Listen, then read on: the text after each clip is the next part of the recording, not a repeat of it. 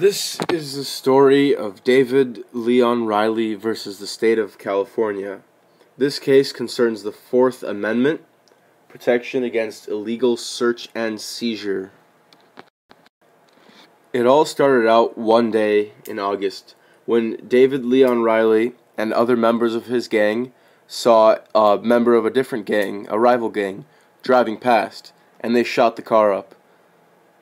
Then the cops, a few months later, found him driving his Lexus with an expired license, and they impounded the car.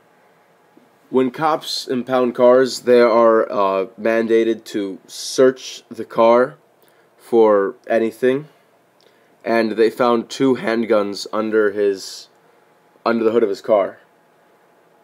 And on his person at the time, he had his cell phone. So the cops opened up the cell phone, and they went through it, and they saw pictures relating him to the gang that he was in, and relating him to the shooting. And in the trial, David Riley, tried to move the evidence. He tried to suppress it, because it was against his Fourth Amendment. They were not allowed to legally search through his phone. Unfortunately, this movement was denied, and he was sentenced to 15 years in prison. Then it went to the Supreme Court, and the question was the search of his phone violating his Fourth Amendment?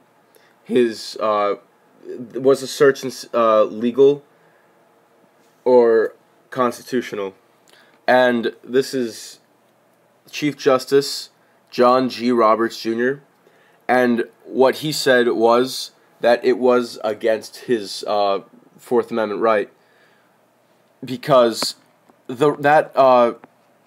since the phone did not present any immediate danger, the reason that that is around is to protect the officer. They can search whoever they're arresting to make sure they don't have any weapons that could hurt the officer. But since his weapons didn't have knives or in them or gun phones, that was not all right.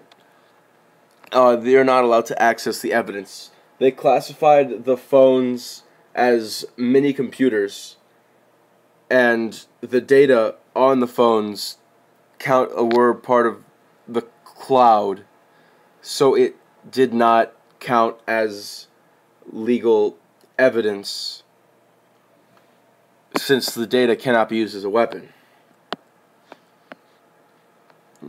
This is an interesting comic. And finally, Justice Samuel Alito, this is him, said that there need to be put in place some laws because of the recent technological boom and all of the new technology that we're experiencing. There need to be some laws for distinctions of when it is against the Fourth Amendment to search through someone's phone during an arrest, and when it is not all right.